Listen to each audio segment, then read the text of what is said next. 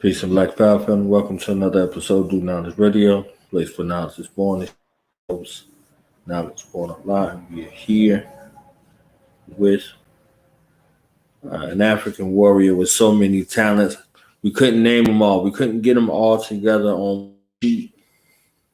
So we got the world-renowned journalist, author, radio personality, everything here in the building with us. We're definitely honored to have her for a moment here on Do Knowledge Radio. So let's welcome to the Whirlwind series, Queen Nayaba Arinde. Welcome to the show.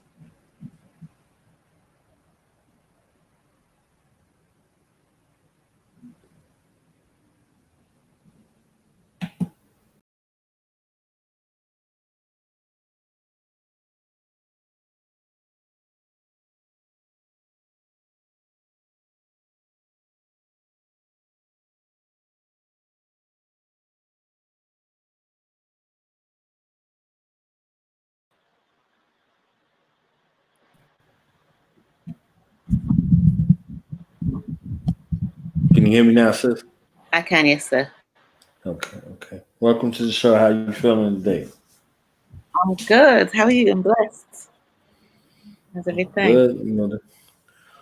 It's this Whirlwind series dedicated to Black August, and this is one of the blackest days of August here on Jonathan Jackson's August 7th Movement Day.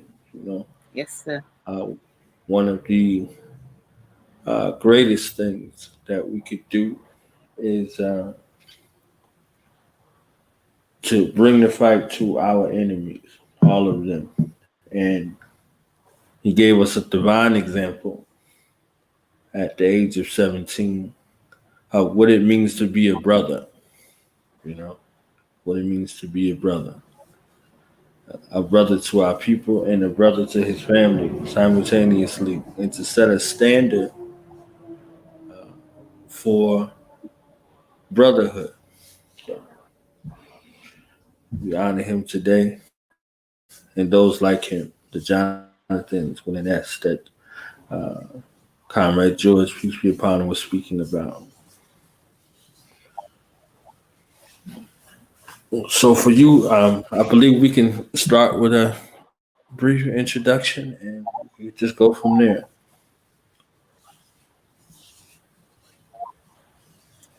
So, I am Nayaba Arinde. I am the editor of the Amsterdam News here in New York. Um, Nigerian heritage. Been here for almost 25 years in New York, um, and able to compare the struggle both in Europe and here on this continent, and seeing how people respond to the call to action, also how people respond to history.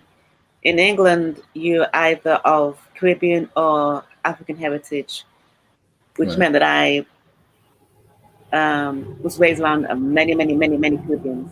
So I knew about Marcus Mosiah Garvey from when I was young. I understood the story of Marcus Mosiah Garvey when I was very young.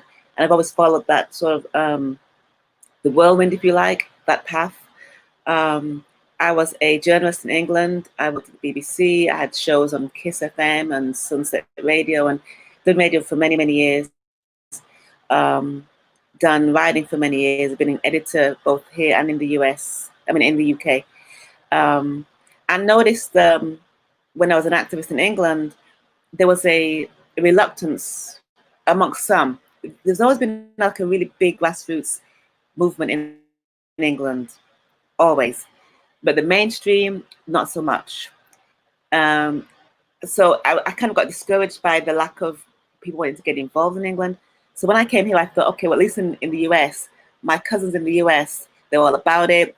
It's established. White folks understand what it is. They respect that history. Not knowing, to my shock, that was not the case at all. It took me like 2 years to get over the fact that that wasn't the case, and that the struggle was as grassroots here as it was in England, and that the mainstream here don't want to get involved either, except for now because it's trending and trendy. Everyone wants to get involved. So my history has always been working with the grassroots. It's always been international, and it's always about empowering us and also showing people not to be afraid of taking the struggle to the enemy, if you like.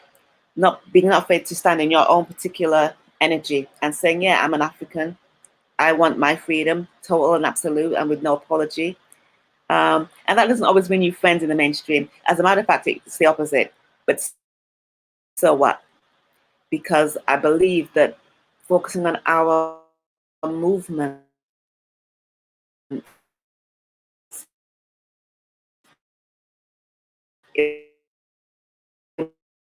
whatever level that is, whatever form that takes, is what it's got to be about. And so here I am now, a woman of color, always. Should I continue? Continue, brother? I'm enjoying the story like everybody else, because everybody has a story, and this is why we are assembled. Right. You know, in the series, because we get a chance to celebrate each other, to learn from each other. So for your years back and forth, on an international scale, like what are some of your greatest lessons learned, from grassroots activism, whether it be, with the people on the ground, or telling the story, capturing the story, whatever the case may be, in those many modalities that you operate in, like what are some of your greatest, kind of takeaways and lessons learned from those experiences? Wow. You know what I think? I think most people in the mainstream want to be like the grassroots, but they dare not. And I see that in many different levels of people saying, I really like what you all did on the front page of the Amsterdam News this week, or I really like that thing you said on the radio, or I really want to be about that thing, but I can't because of my job. And I see that is across the board, whether I'm in Nigeria or whether it's in Ghana. I want to be part of it, but I can't. But I respect you, though. I always remember Obubidika Sonny Carson, and he told me a story. I came up under him when I got here. I met him. I didn't know who he was. I used to work at a paper called Daily Challenge, and every morning I would see mostly mothers coming up to Sonny Carson and saying to him, "My son's got caught with the police. Can you go get him out?" And every morning I would see him doing what he could to get the young blood out, right? So one day I said, "Who are you?" Because everybody seems to want to be around you. And he told me who he was. And from that day, I was under his wing. He took me under his wing, and I followed Bobadika until he passed. And he was that guy. Sonny was only but so tall, right? But big, brave, massive guys always wanted to be around him because he was so strong and he was so determined, and he wouldn't let anything deter him. And watching him, I saw how people wanted to use what he had for the betterment of the community, but didn't always want to be a part of it visually. You know what I mean? They'd say, "Yo, Sonny, I like what you did." He told me that there's a young man called, or an elder actually, called Jim Cuffey, who said to him, "I can't do what you do, but I'm going to help you in the best way that I can. You tell me what it is you need, and I will help you."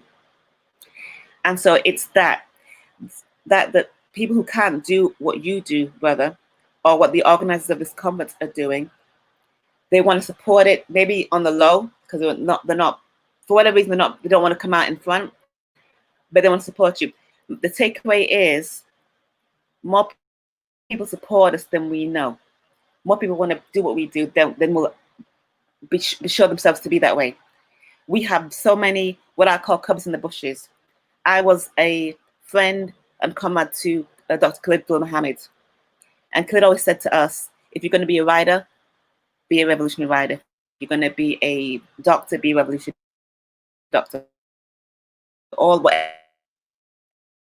and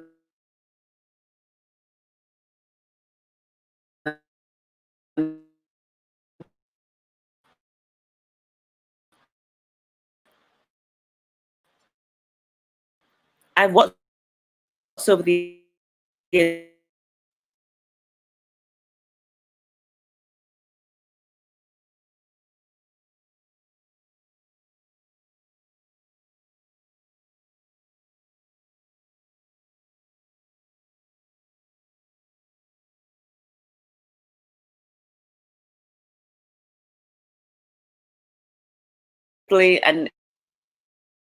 and up front, they maybe they'll support you financially or they'll support you with information, or they will always try and let you know that they support you. Understand that so we don't stop. We don't get bored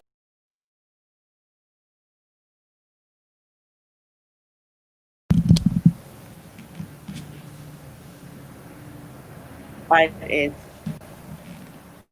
If you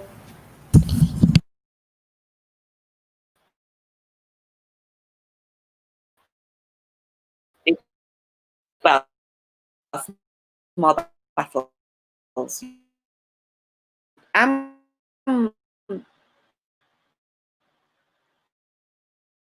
always looking for has the information or access to it.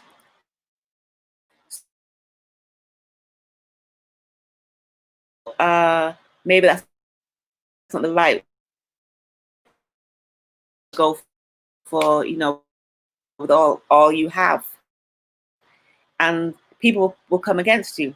People will say, well, that's just not how we move in this circle. Oh, well, okay, that's how I move. That's how this group right here, this Whirlwind conference. There's another movement that's going on right now, getting all the press, all the media, all the funding. That's not it though. But they're going to get all of that. This right here for me is what it is. This grassroots, this underground, and yet it's none of those things. It's not underground, and it's not even grassroots because it's international. Do you know what I mean? So you can be labeled, and you can go with that label if you want, or you can just say, I'm going to stand with like-minded people and seek them out, or they will seek you out. So I just think that, in my years of journalism and activism, whether it's in England or whether it's here in the US, I've maintained the same sort of level of understanding and focus. I don't think you ever should change if you're really about it. If it's really in you, if it's really in your DNA to fight, you can never. It doesn't matter where you are. You will take the fight to against you. You'll always seek out. You'll be able to recognize the pretenders, the fakes. I had a conversation the other day about somebody said to me about the movement and infiltration.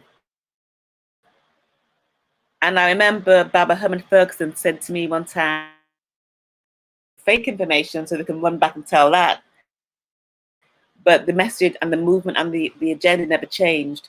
So to answer your question, my takeaway is that the real ones are the real ones, no matter where you are. You know what I mean? It doesn't matter which part of the world you are in. Those who understand who the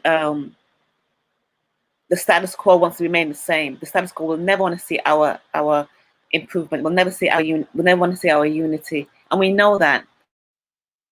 So we just keep going on, focusing on us.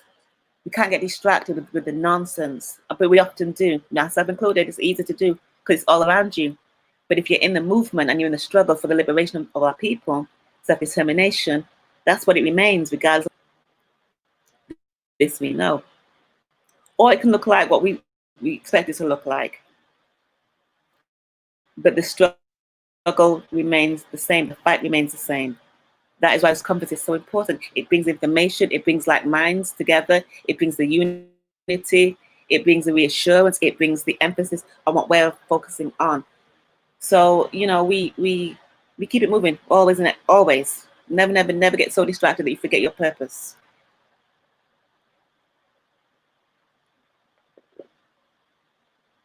Brother. Yeah, Robert Steve Coakley, peace be upon him, said we had the spirit of the Bogart. Had the spirit of the Bogart. So it was a modality of recognition that was amongst those who were able to move.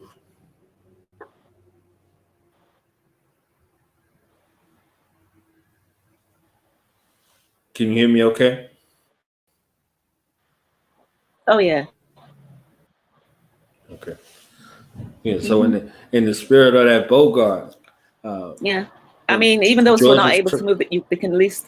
Somebody once said, you know, if you can't, I can, yes. I can. Can you hear me? Yes, I hear you.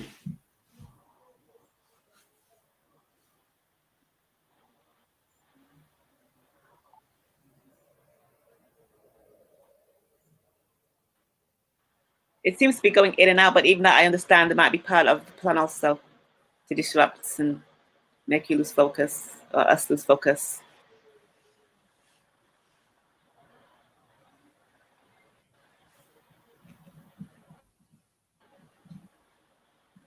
Can you hear me now?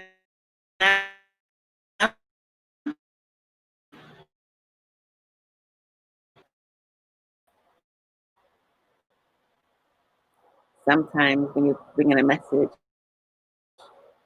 what we have to do is maintain our focus.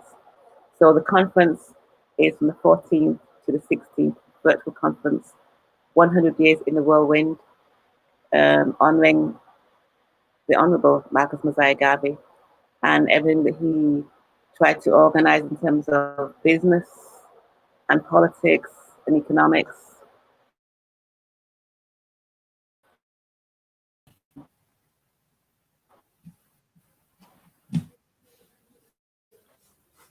We celebrate what that means.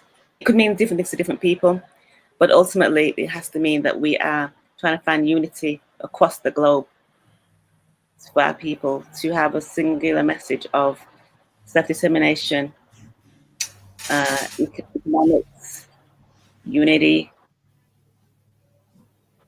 culture, bringing their message to the people globally, because we are a global people. We are the first man, first woman, first will be the last, right? I believe that. Are you back, brother? I lost you for a second. Yeah, I think my connection was a little bad on my end. Can you hear me okay? I can talk for English. So I'll just keep going on and on and on until we, you know, reconnect sometimes. So yeah, you know, you chat too much. I'm like, I know. Shut up. Yeah, we do this for a living, so you know. Am I? How about that? How about that? Right. So, what were some of the challenges and obstacles that you found along the way? And you know, you mentioned about the culture shock and coming and being discouraged. You said it took you about 2 years to come out of that place. So, how did you come out of that place? I wasn't discouraged. I was just shocked that we weren't as established as I thought we were. Because if you look at the media in England, to hear them tell it, Black folks in the US won everything. And you have the judges and the police chiefs and the politicians, and white folks understand, and they you know, they bow, and that's what we got. We're thinking, oh great, I'm going to my cousins and it's gonna be fabulous. No. I was like, wait a minute, we don't have everything sorted here. How do I get over it? You just do the work. You get to it. I was a journalist at the Daily Challenge, and I wrote the stories. I just kept writing stories about people, stories that the mainstream would ignore usually, or even stories that were mainstream but would bring the black angle to it, which is always different, more than likely. So you just do the work, you get involved, you immerse yourself in the community, and you get the stories told the way we should tell it. We would tell stories that the mainstream would completely ignore. You know what I mean? And So let's stay sometimes I right would. there real quick. How important is it? It's, especially like a day like today, and you you could imagine, the kind of crafty tools that are used, to misrepresent, a young man who stood up for his brother and stood up for his people. Uh, the improper propaganda campaign that is heralded out in the streets. How important is it for African people to control and maintain our narrative, to speak our story in our own language? You must control the narrative. There's nobody else that's going to talk about Jonathan Jackson today but us. Or if they do, they don't want to bring up his name. Follow him and say, you know what? Especially at this particular time when somebody might get that idea, don't mention Jonathan Jackson. Some mediums, some platforms get phone calls saying ignore that story. I don't get those phone calls, and if I do get them, I'm like, yeah, whatever, I'm doing it anyway. So we have to do it to control our own narrative, even in the face of them telling you not to, and make sure that the internet is a blessing and a curse, right? So we use it as a blessing. So we tell the story. So when I woke up this morning, I saw Jonathan Jackson on my timeline because I put him on my timeline maybe last year and the year before and the year before. So it comes back on Facebook or whatever. So it came back. So yeah, right, of course, it's back. It's that time again. So we remember. We tell our children the stories of Jonathan Jackson and Asada and the real Malcolm X and even the real Martin Luther King, the real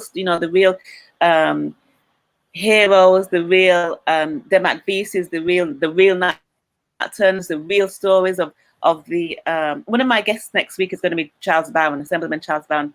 He has a whole series that he does on rebellions that have taken place throughout history, from the plantation, from before the plantation to the ships, to the plantation, and thereafter, right? That you'll never hear about anywhere else. So he will go out on his time, or has done, even though he's an elected official, and tell these presentations about these rebellions.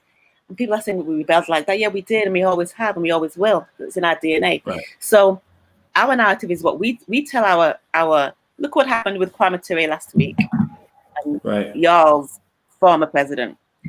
And the clapback was immediate, right? It was immediate. Like, don't watch your mouth, number one. And actually, he was Kwame Ture, and this is what he really did. Because a lot of us were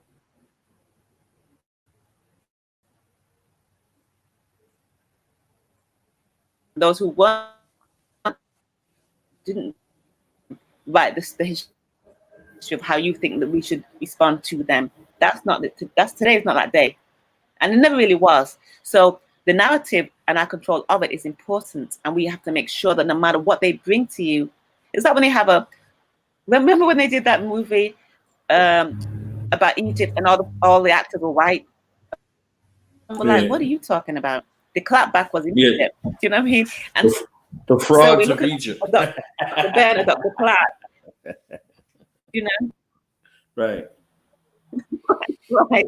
Here they go again. We don't even get upset no more because that's what. Of course, you're going to say that. Why wouldn't you?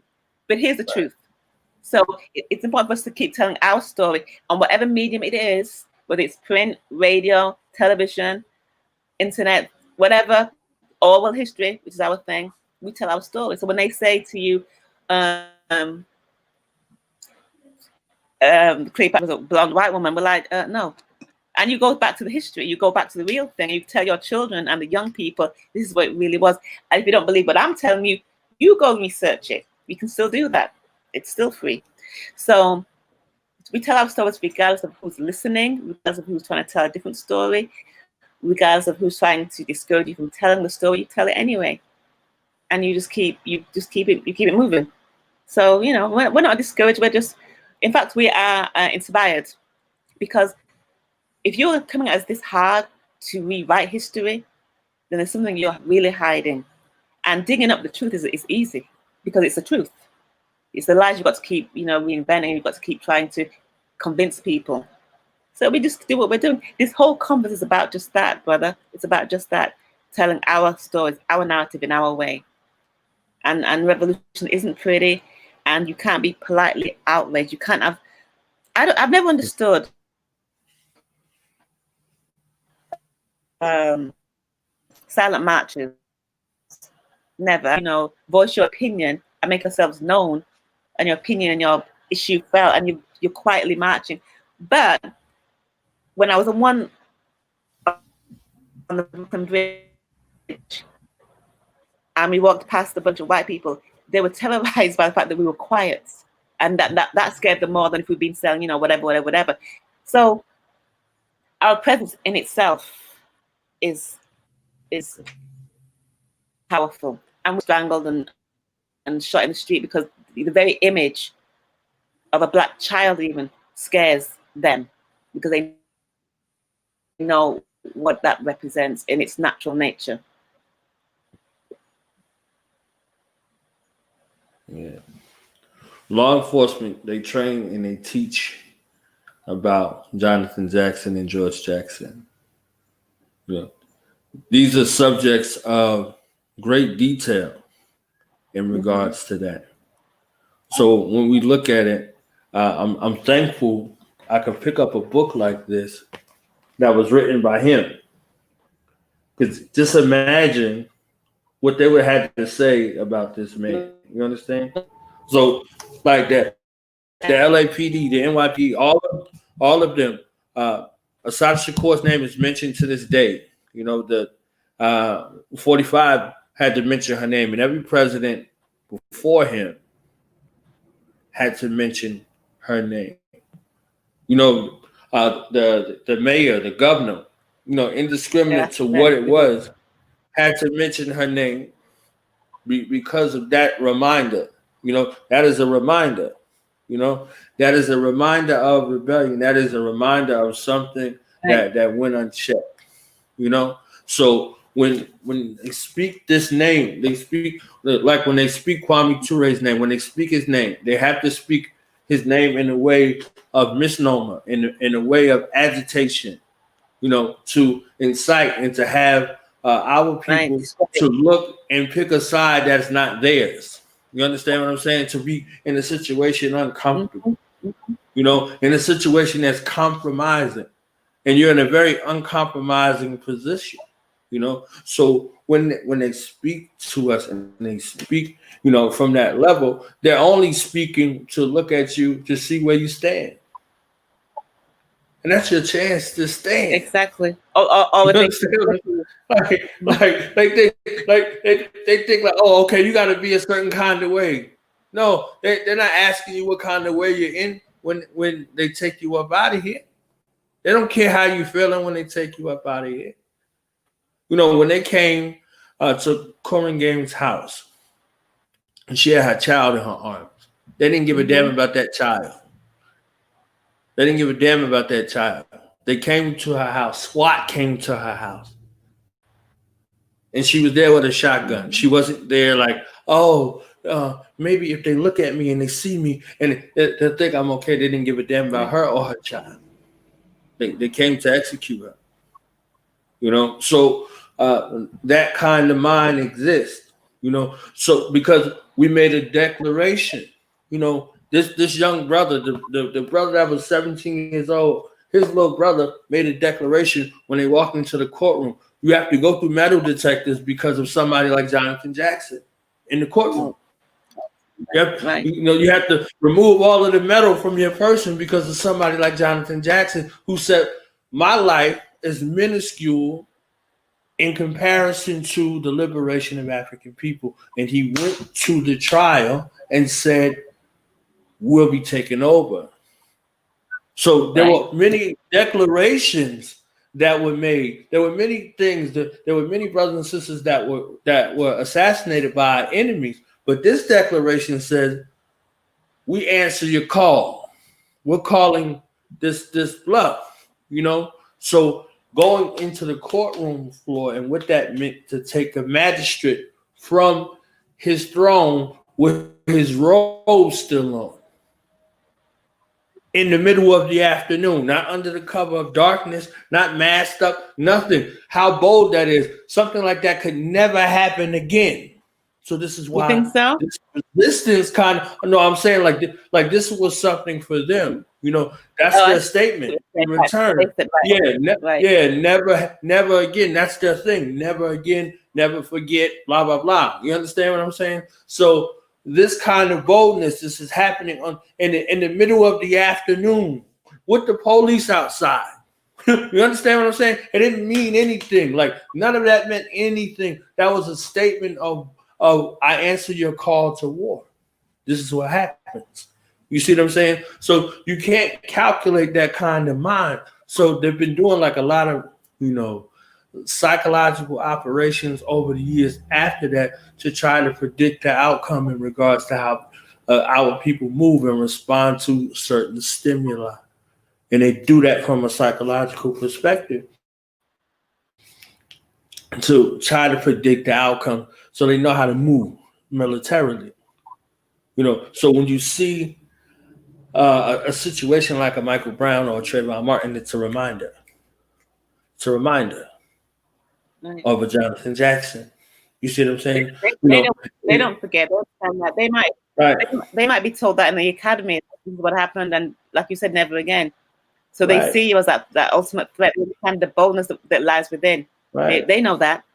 So they're Whether just you gonna have try a and weapon or discourage you this. Like, don't have a weapon. Yeah, whether right, you have a weapon, you are the weapon. Like your existence is the weapon. Whether you say something or you don't say anything. You see what I'm saying? It is there. So it precedes you. So, you know, walking in that yeah, is a different kind of understanding. You know, being timid about it, whether you're timid about it or you all the way in it, there's a penalty for your existence here.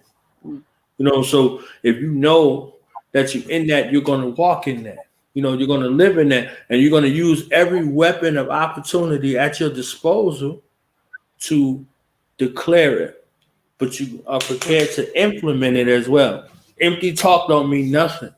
You understand? Like, you know, you get children, you say, sit down, sit down, sit down, sit down, sit down. If you don't sit down, I'm gonna spank your hind part. Sit down, sit down, sit down, sit down, sit down, sit down. They're like, oh yeah, whatever, they ain't gonna do nothing.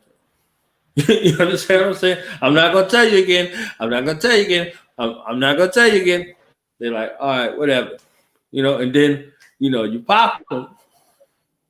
Then they're like, oh, you see what I'm saying? So the empty declaration mean nothing right, without the implementation. right. And What happened? Which is the legacy of Jonathan Jackson. The fact that we're still talking about him, even if they don't, we do, which means the children will, the youth will, and they understand that they can, that kind of boldness, that swagger, that kind of, you know what I mean? You know, Wiley said, what makes you scared? I'm sure fear does.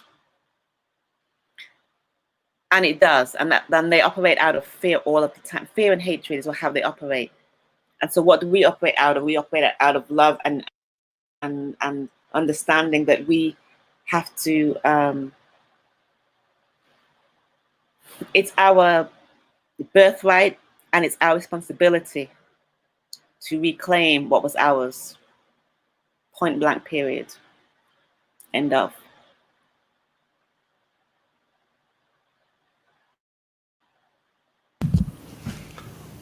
so all these years of reporting and radio and things like that, was there a shift for you in regards to having to write the book? Can we talk about the writing process for you?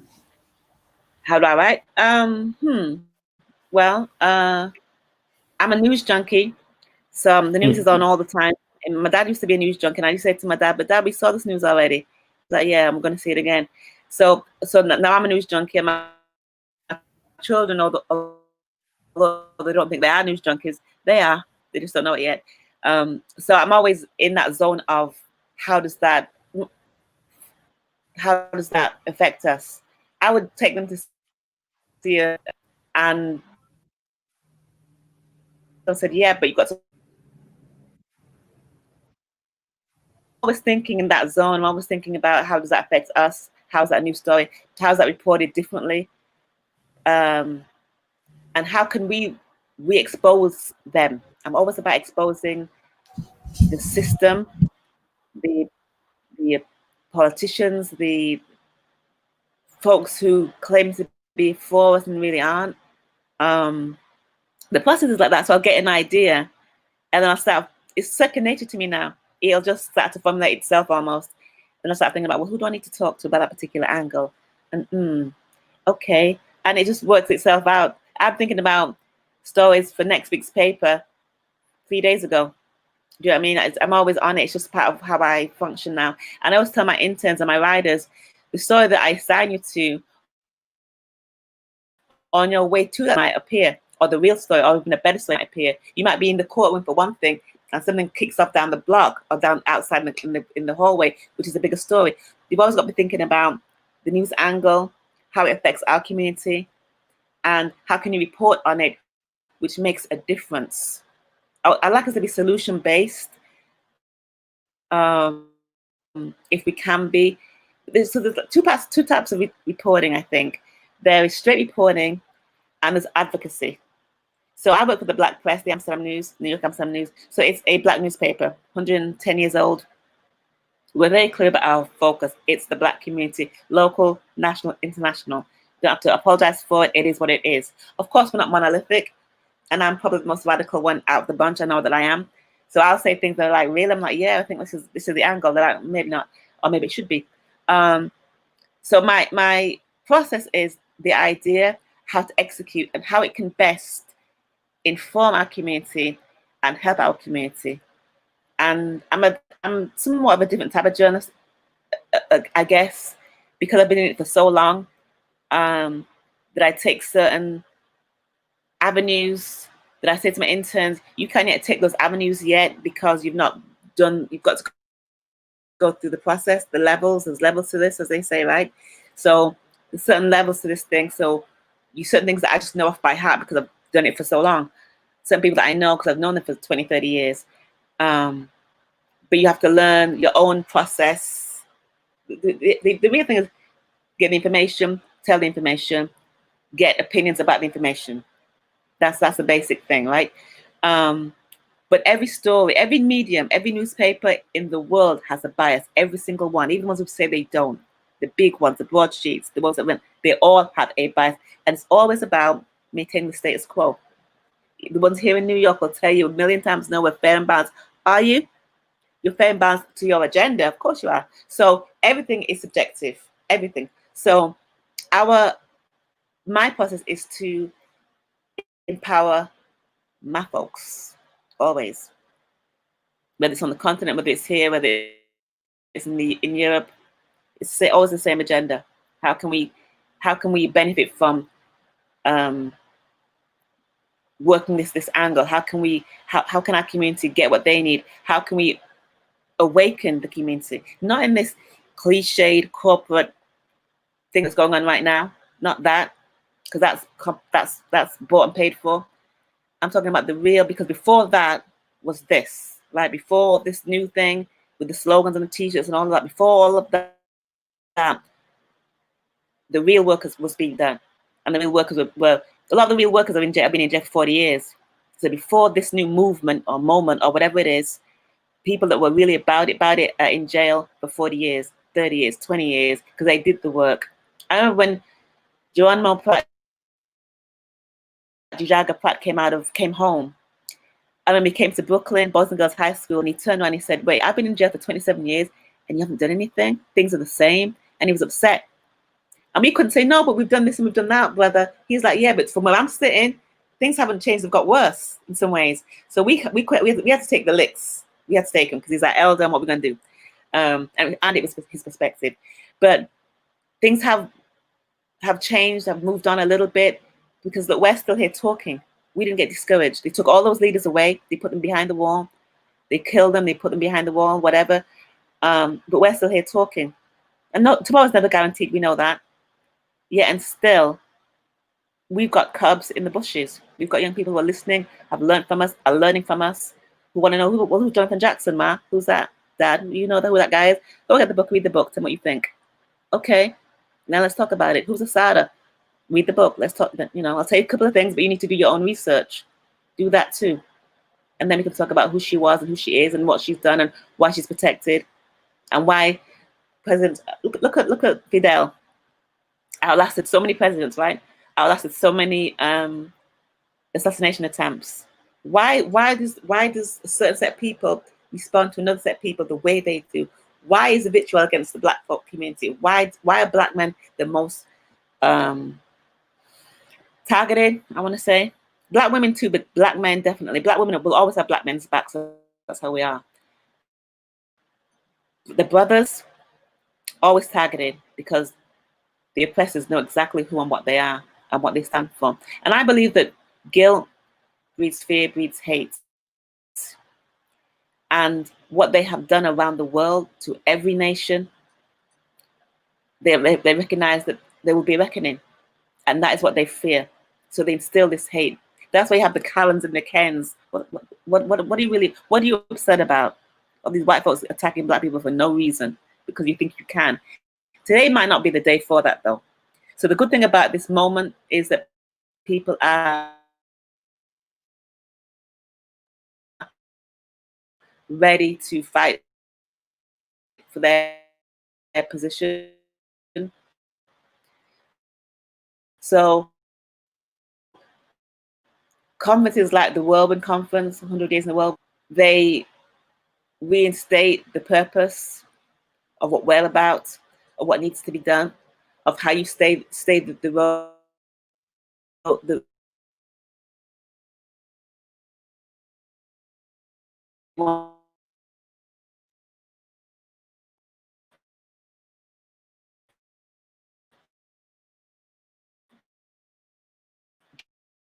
get better.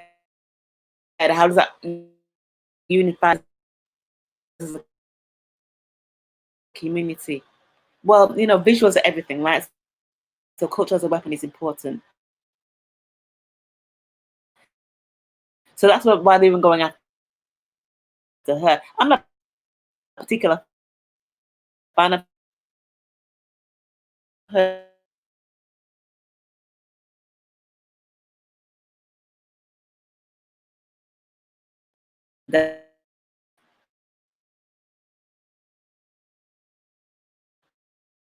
Of course, I went to the rally because I'm your daughter, and I went because I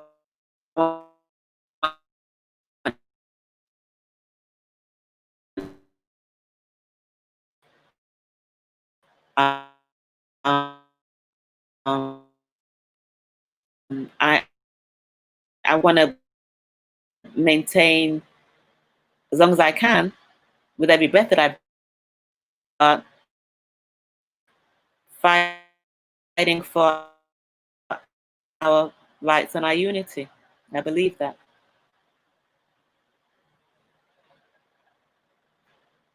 Again, because we're at work. Oh, can you hear me? Yes, I hear you, sis. I can hear you now, I think. All right. Okay, yeah. So, we keep moving on. I'm inspired by this. I thank you for inviting me on. I'm inspired to be invited to the conference next week. I'm excited by what it's going to represent and how it's going to impact the people. I'm glad for it. And everything is recorded, so you can always go back to it. You can always research it yourself and find out why we did this, why it's important, and what comes next. Ultimately, it goes back to the young people. Jonathan Jackson was 17 years old. What were you doing at 17? What was I doing at 17? What these kids doing at 17? You know what I mean? We've all got responsibility, and you've got to be responsible for your own liberation. This is not a spectator sport. As I always say, it's not. So you participate in your own liberation, on whatever level you can, but participate. Right. So back to the Basics Radio. Next Saturday, 6 to 8 p.m. What can the people look forward to from you? So I'm going to have some international folks, intergenerational and international, speaking about from going back to our natural nature. I think we've been taken away from what we really have been, what we really were. There's so many distractions in the worst way that are sent out there to make us other than ourselves. And against ourselves. There's so many different movements, and some of it's insidious. It's like, well, what are you? You're an anti what, this, that, and the third. No, I just want us to be what we've always been. So talking about going to our natural nature and our, from rhetoric to revolution, do you know what I mean? From rhetoric to getting involved in our actual, how about reparations? That's the simplest thing. How about that? Everybody else got the reparations. Why can't we? Why don't you want to ask reparations? Why are you trying to use reparations as a tool right now to get elected? Some people are. No, we see right through you. This is a serious. This is seriousness, and it's our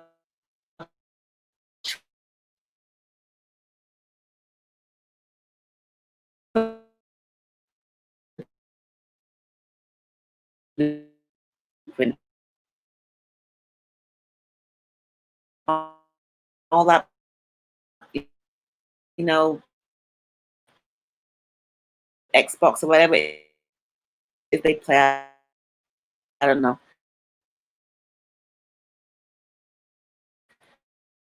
All of that. There's still a blueprint.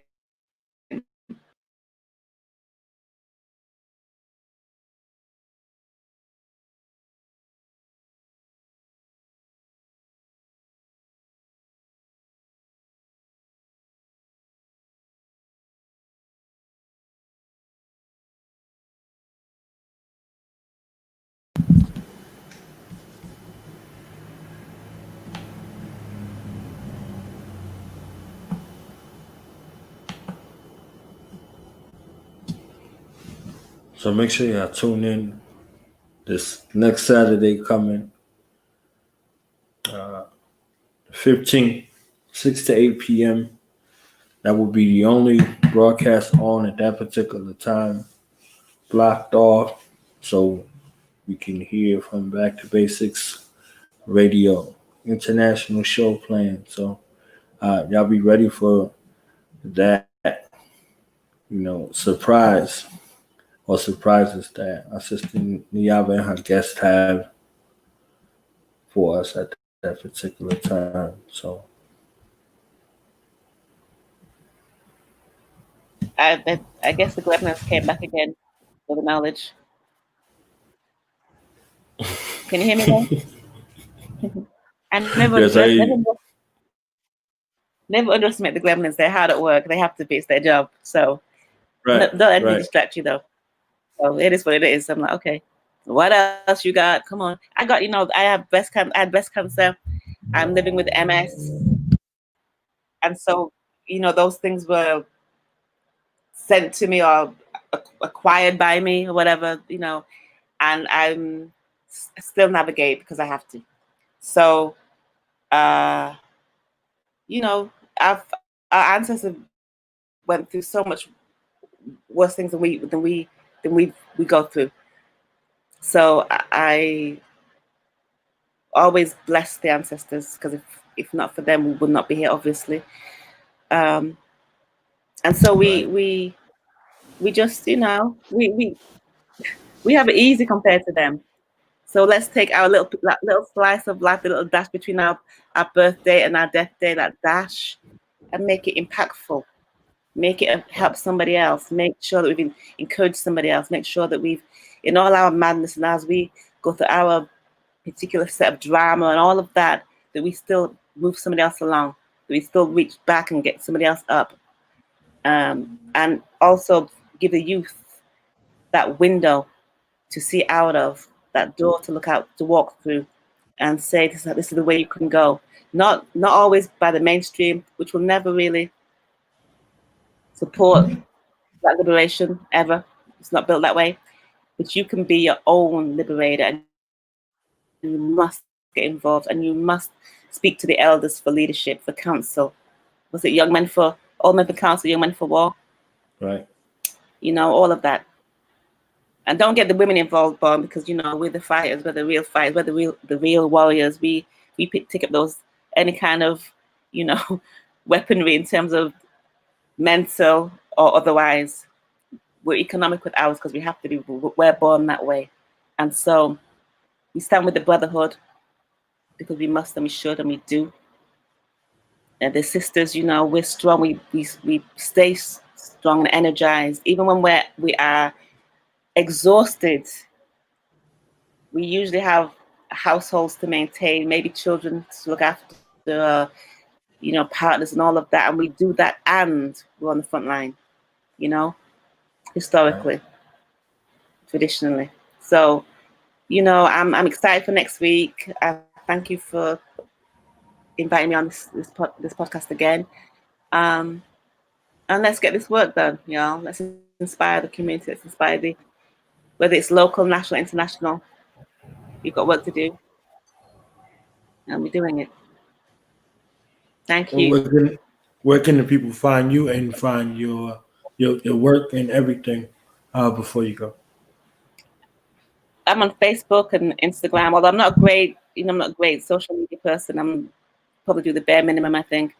Because when I was coming up, we had slate and chalk and all that. We didn't do all this, you know, do all this Instagram stuff and all of that. If I had my way, I'd still have MySpace, but whatever. You can find me on Facebook, Instagram, Amsterdam News. I'm the editor. I have a Square Circles Survivor Nation for folks who've gone through different challenges, whether it's medical, whether it's breast cancer or whatever the medical situation is. Square Circles Survivor Nation, squarecircles.org. Go on there, tell me your story. Let's talk. Let's meet. We can't meet anymore, virtually, I guess. I'm everywhere. I'm Easterfied Nayaba Arinde, social media. Nayaba Arinde. My email is Nayaba NAYABAALU@gmail.com. NayabaAlu@gmail.com, or social media. And I have a radio show, Back to Basics, on Diaspora Radio, Saturday 11 a.m. SoundCloud also. So I'm everywhere. You know, trying to do this work. I'm grateful. We're grateful for you. Thank you, brother. All right. Appreciate it. I'm about to hit the road. Be safe out there, man. You know, be careful. You know what it is out there. Be careful. They need to be careful of me. I'm good. Also, they need to be careful of stay me. protected. All right, bro. All right.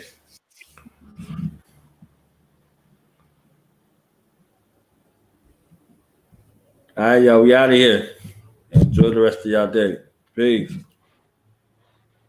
Peace.